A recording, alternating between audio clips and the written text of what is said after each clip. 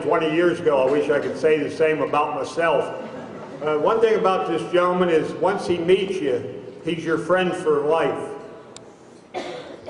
And he is a West Virginian. He was born October 2nd, 1923, Marion County, West Virginia. He's been married more years than I think I've been born. Without further ado, and without any others, I would lovely introduce Woody Williams.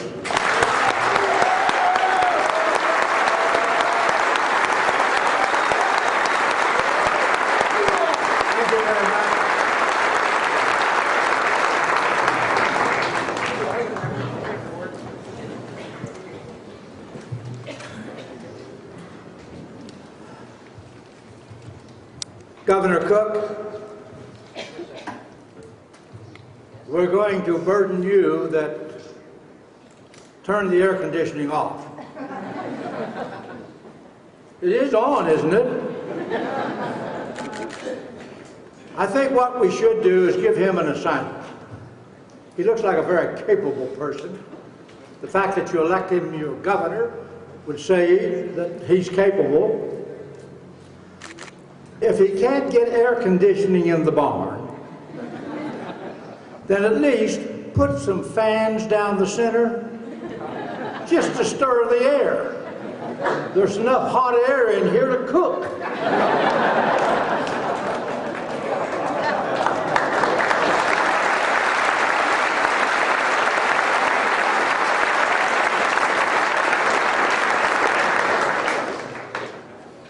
I'm going to ask for some response.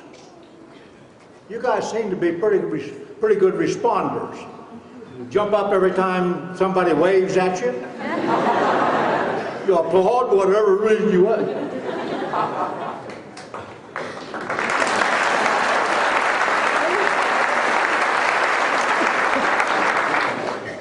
So I'm going to ask for your response.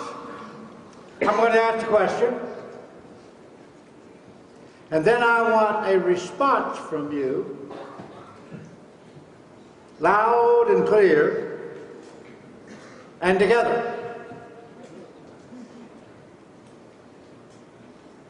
If you love West Virginia, say yes. Yes. If you love America, say yes. Yes. If you love the American Legion, say yes.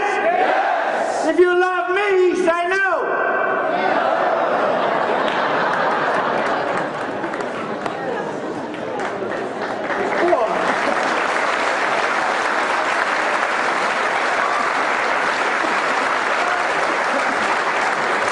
You know how to hurt a guy, don't you? Now, I'm not going to tell you how great you guys are. You've already been told that over and over. You know how great you are. And if your folks haven't told you how great you are, shame on them.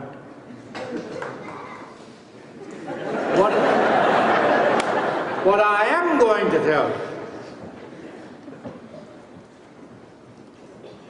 that you are some of the most fortunate people in the world. When you were born, you were handed two very special gifts, as all of us were.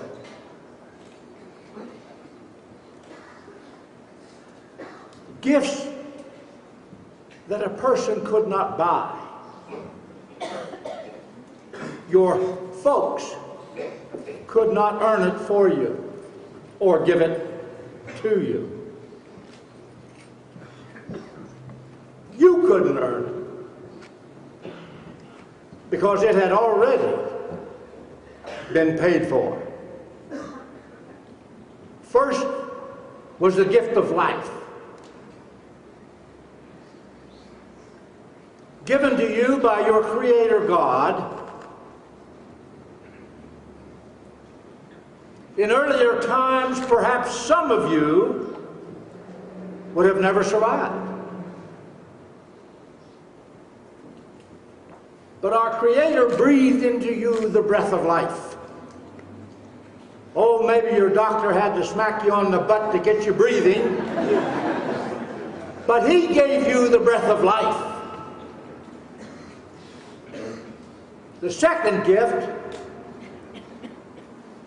was the gift of freedom. Amen. A gift that had already been paid for by many thousands. It was free and clear to you and to me and to all of us, because somebody had already paid that price. In World War I,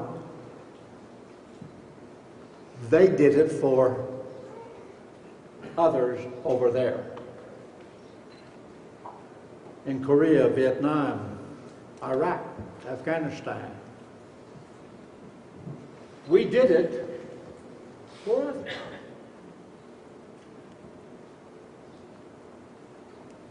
In World War II, it was a little different.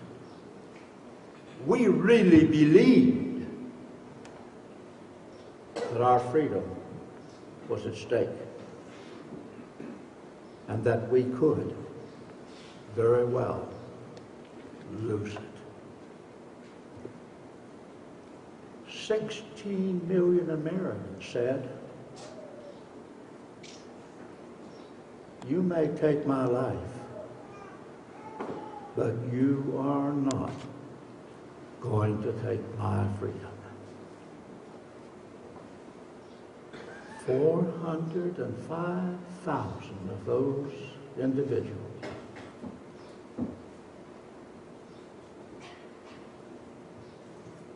gave that life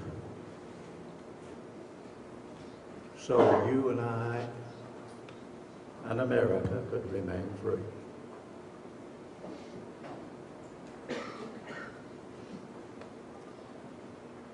Let me take just a few moments to go back in memory lane. See, when I was born in 1923, the average lifespan was 48 in America. 3 out of 5 of us could not read nor write. There were no buses. Very, very few had cars. There was no air conditioning, no radio, no welfare, no Medicaid, no telephones in most homes, let alone the iPad and the cell phone. We had poorhouses in every county. But when people reached a point that they could not take care of themselves, had no means of living, they would go to the poorhouse. We had one not too far from my home. People will say to me, things have really changed. And I say, thank God. I'm thankful that the America I know today is not like it was, and that I'm privileged to live in the very best country on the face of this earth.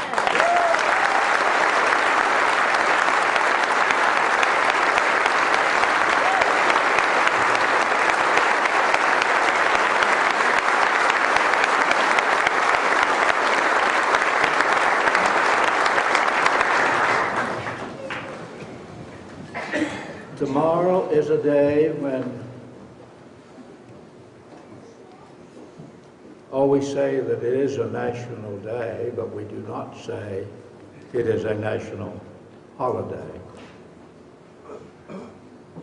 But it is a time when our nation should stop and pay tribute to that symbol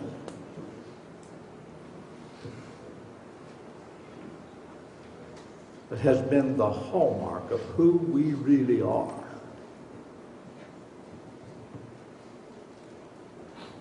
Its shape and form has changed, but its meaning and its influence in the hearts of mothers and fathers and other kin who gave one of their own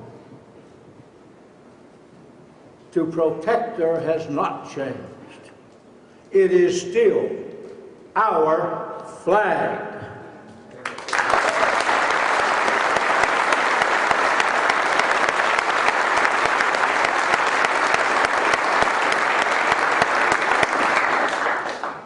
When you awaken in the morning,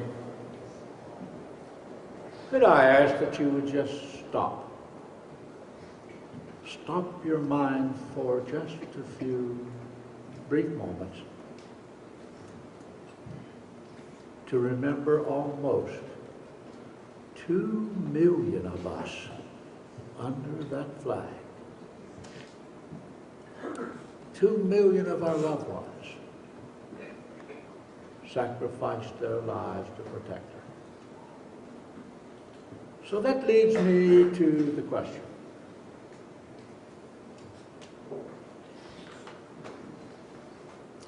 If I were to ask you the question, should our flag be protected from desecration? I doubt that we would have a no. But even if we did have a no,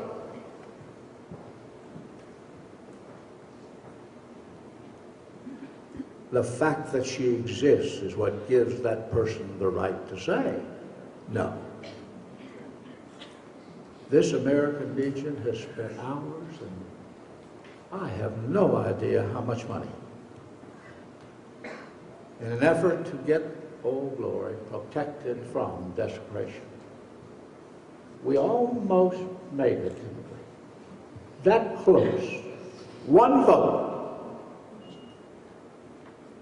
and then all of us would have had an opportunity to say nationally, yes, I want my flag protected. Right now, I could burn the flag right there, and I would not be breaking the law, except they probably could get me for destruction of property, or public nuisance, or an idiot. But they couldn't arrest me because I burned the flag. We say that is the right of freedom of speech. I don't know about you, but I don't buy that.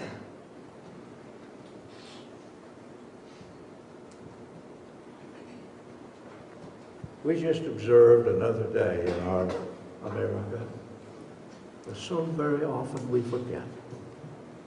Oh, we do not forget Mother. Most of us couldn't if we wanted to. I still got a few stripes back there. But it is an important day in America.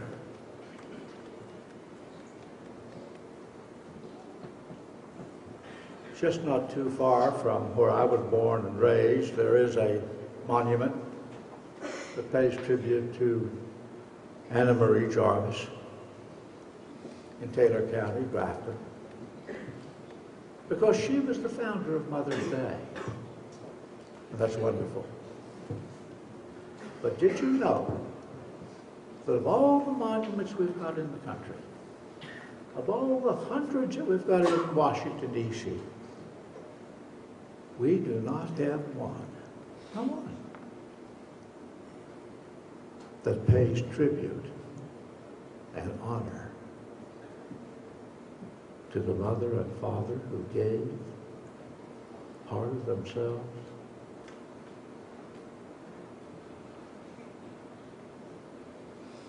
Ladies and gentlemen, that's not right.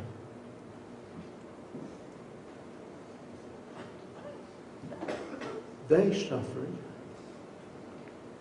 more than I did. They lost actually part of themselves. I am very proud to say that in the new state cemetery at Institute, West Virginia, just a few miles out of Charleston, west, a brand new $14.1 million Veteran State Cemetery is open. The first, and only at the moment. And within that cemetery, by the end of the year, I hope by Veterans Day, there will be a monument that pays tribute to those mothers and fathers who gave one of their own so we could be free. There should be in this country,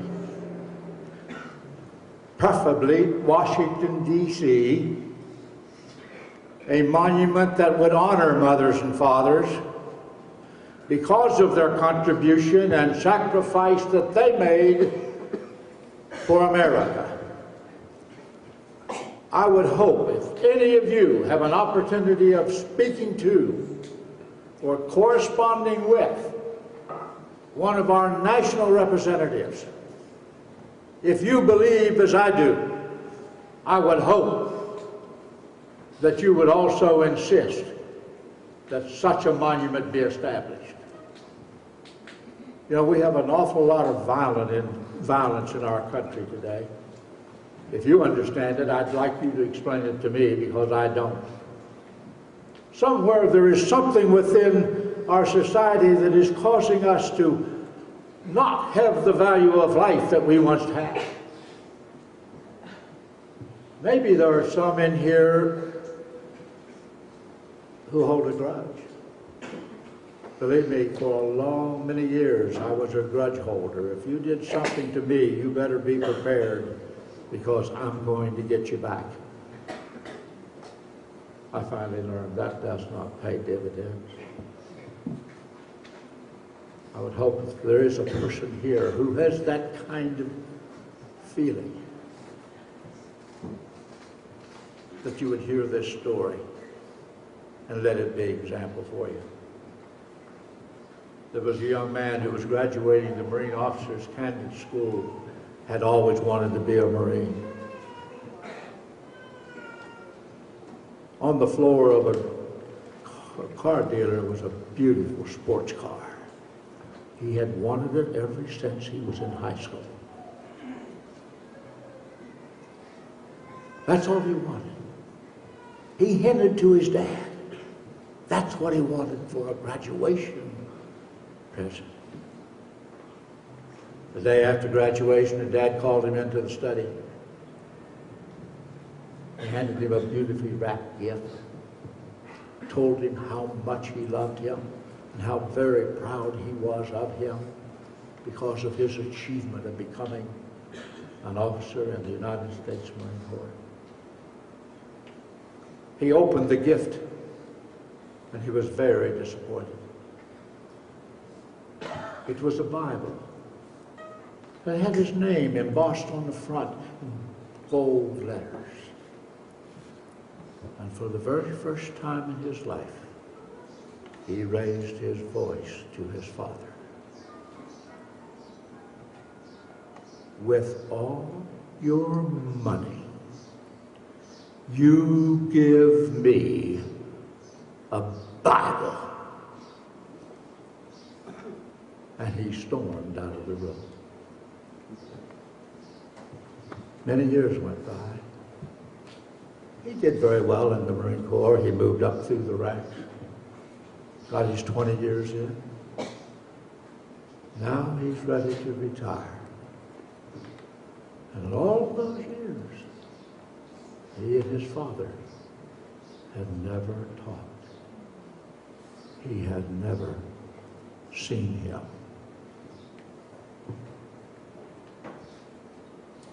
He realized that he needed to go home and see his dad because his health was failing. So he began arranging leave time to go, but before he could leave, he received a telegram. And the telegram told him that his dad had already gone home to be with God. But that he needed to come home because he was the only son, the only child. And he needed to take care of the business. So he went home, and when he got there, he walked in that same study, looking through the papers on the desk, and then looked over, and there was that gift. Same place it was when he stormed out so many years before.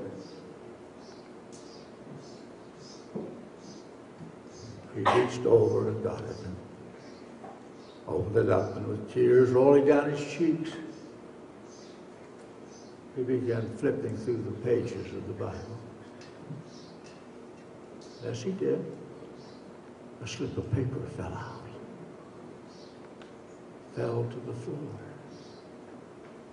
And he reached down to get it. And he noticed the paper showed the name of that car dealer. And he picked it up and looked at it, turned it over, and said, paid in full.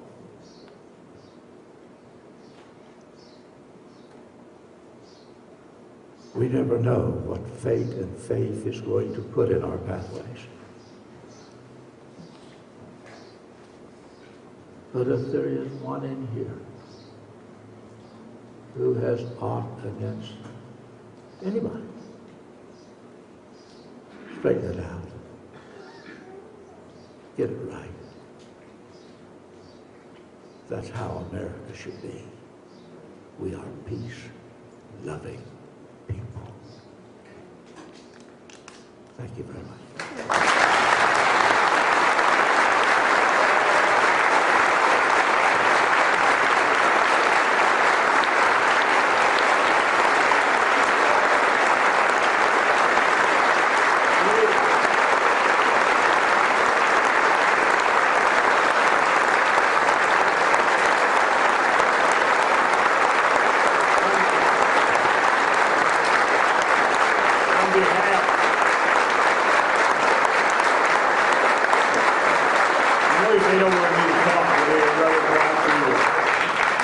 On behalf of the boys that are the 75th Mountaineer Boys State, they have a present here for you. It's a coin of the American Legion Mountaineer Boys State. You're going to do the flag.